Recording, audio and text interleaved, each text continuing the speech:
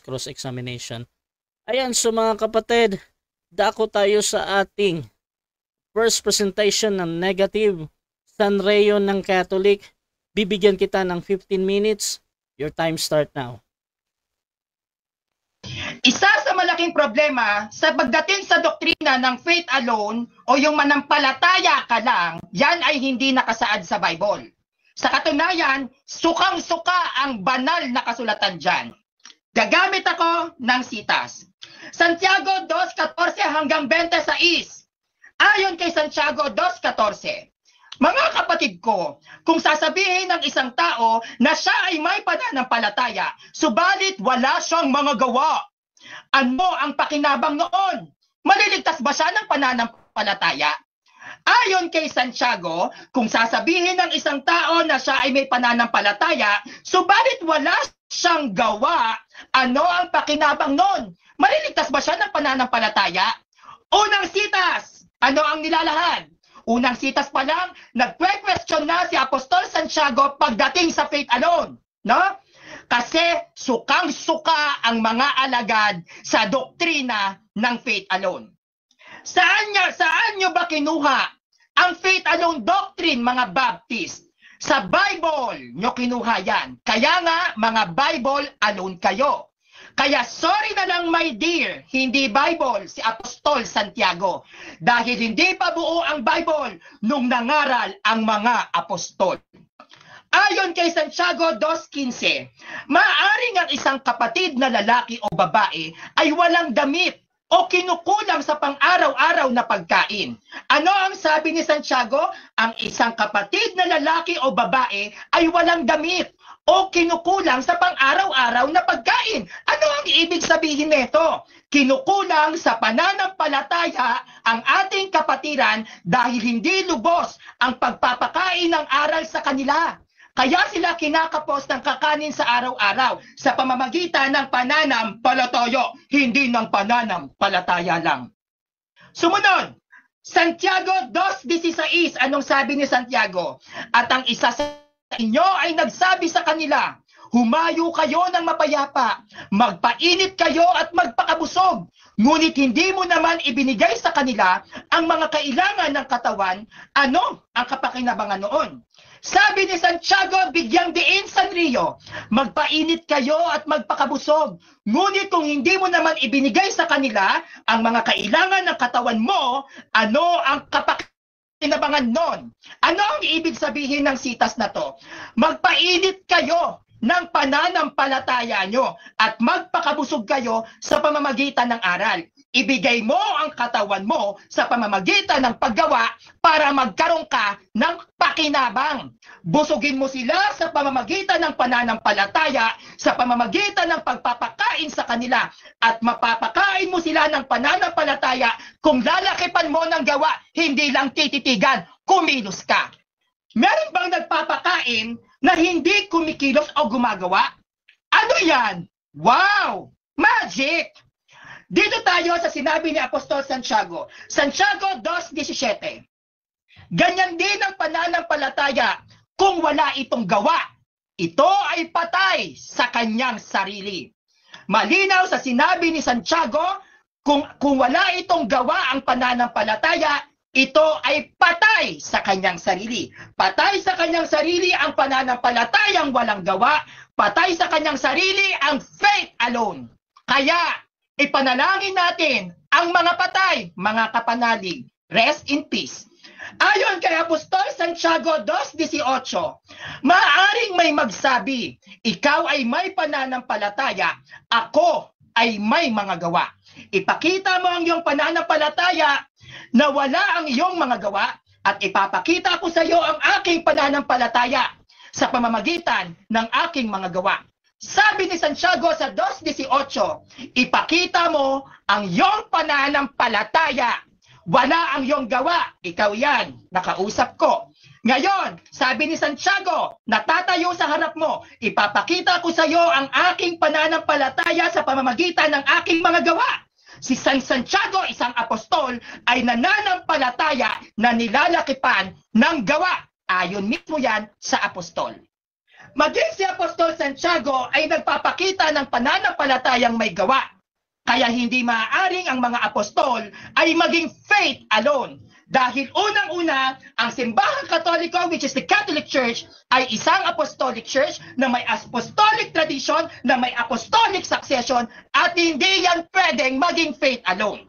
No? Dito tayo sa 2:19, sabi ni Apostol Santiago, nananampalataya kang iisa ang Diyos, iisa, Trinity, tatlong persona, iisang Diyos. Nananampalataya kang iisa ang Diyos, mabuti ang iyong ginagawa. Maging ang mga demonyo ay nananampalataya at nanginginig din. Ayon sa sinabi ni Apostol Santiago 2:19, nananampalataya kang iisa ang Diyos, iisa ang Diyos, hindi sinabing isa ang Diyos. Iisa. Trinity. Tatlong persona, iisang Diyos. Mabuti ang iyong ginagawa. Maging ang mga demonyo ay nananampalataya at nanginginig pa.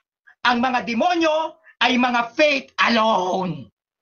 Dahil hindi nila kayang manampalataya na lakipan ng gawa. Anong gawa? Mabubuting gawa. Kaya lahat ng mga faith alone kat walang pinagkaiba kay Satanas. Pare-pareho kayong faith alone. Hindi nyo kayang lakipan ng gawa dahil hindi nyo kayang gumawa ng mabuting gawa. No? Next. Kaya ang faith alone, mga demonyo kayo, ayon yan mismo sa banal na kasulatan. Ayon kay Apostol Santiago 2:20, ikaw na taong walang kabuluhan, ibig mo bang malaman ang pananampalatayang walang mga gawa ay patay? Ano ang sabi ni San Santiago? Ikaw na taong walang kabuluhan, ibig mo bang malaman na ang pananampalatayang walang mga gawa ay patay? Ikaw na taong walang kabuluhan, meaning wala kang kakwenta-kwentang tao. Ibig mo bang malaman na ang pananampalatayang walang mga gawa ay patay? Ang meaning, lahat ng faith alone, kayong lahat ay mga patay. Kaya dapat lahat kayo sa sementeryo sumamba. Mga patay na kayo ngayon sa banal na kasulatan. Rest in peace mga patay. Amoy patay, mga patay na daga. Ayon kay Apostol Santiago 2:21, hindi ba ang ating amang si Abraham ay pinaging matuwid sa pamamagitan ng mga gawa? Ito ay nang ihandog niya sa dambana ng kanyang anak na si Isaac. Ang sabi, hindi ba ang ating amang si Abraham ay pinaging matuwid sa pamamagitan ng mga gawa? Pinaging matuwid si Abraham sa pamamagitan ng mga gawa. Pinaging matuwid si Abraham sa pamamagitan ng mga gawa. Ang mga faith alone ay binaluktot ni Satanas dahil ang tatamad nyo. No? Gumawa kayo ng may pananampalataya para maging matuwid kayo. Lagyan nyo ng gawa ang pananampalataya para maging matuwid kayo. Ang faith alone ay mga tamad na mananampalataya. Ang tatamad nyo.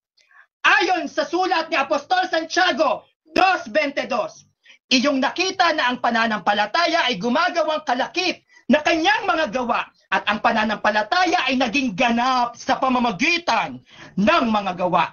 Anong sabi ni Apostol Santiago? Iyong nakita ang pananampalataya ay gumagawa kalakip ng kanyang gawa. Ang nakita ni Apostol Santiago na mga mananampalataya sa panahong hindi pa buo ang Biblia ay mga mananampalataya na may kalakip na gawa, walang iba kundi ang Iglesia Katolika Apostolika Romana. Hindi kayo nakita ni Apostol Santiago na mananampalataya. Bakit? Ang tatamad nyo. Dahil kayo ay produkto ni Martin Luther na isa pang tamad na nagturo ng sola fide of faith alone. Ang tatamad nyong mananampalataya. Ang pananampalataya ay naging ganap sa pamamagitan ng gawa, sabi sa sitas. Meaning, ganap ang isang pananampalataya kung lalakipan mo ng gawa. Kaya mga faith alone, mga pugot ang pananampalataya nyo. Dahil sa katamaran nyo, gawa-gawa din pag may time, kilos-kilos din. Bumangon ka at mangaral ka, humayo ka sa iba't ibang dako ng daigdig. Ayon kay Santiago 2:23, at naganap ang kautusan na sinabi, Sinasampalatayan na ni Abraham ang Diyos at ito ay ibinilang sa kanya na katuwiran at tinawag siyang kaibigan ng Diyos. Ang sabi ni Santiago, sumampalataya si Abraham sa Diyos at ibinilang siyang bilang kaibigan ng Diyos. Paano nga ba ipinakita sa gawa ni Abraham ang kanyang pananampalataya? No? Sa ayon sa lumang tipan, pinakita ni Abraham ang kanyang pananampalataya na may kalakip na gawa sa pamamagitan ng paghahain niya sa kanyang anak na si Isaac sa dambana ng Diyos. Faith with works ang tawag doon. Hindi tamad si Abraham.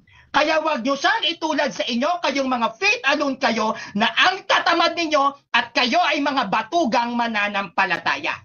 Santiago 2:24, nakita ninyo ang tao ay pinaging matuwid sa pamamagitan ng mga gawa at hindi sa pamamagitan ng pananampalataya lamang, hindi faith alone. Ang sabi, bigyan natin ng diin, sabi ni Santiago, nakita ninyong ang tao ay pinaging matuwid sa pamamagitan ng mga gawa. Anong ibig sabihin nito? Pinaging matuwid ng Diyos ang mga taong sumasampalataya na may kalakip na gawa at binaluktot ni Satanas ang utak ng mga faith alone dahil mga tamad at batugang mananampalataya kayo. At ang sabi sa sitas, at hindi sa pamamagitan ng pananampalataya lamang, hindi faith alone, may sitas. Ano, bakit?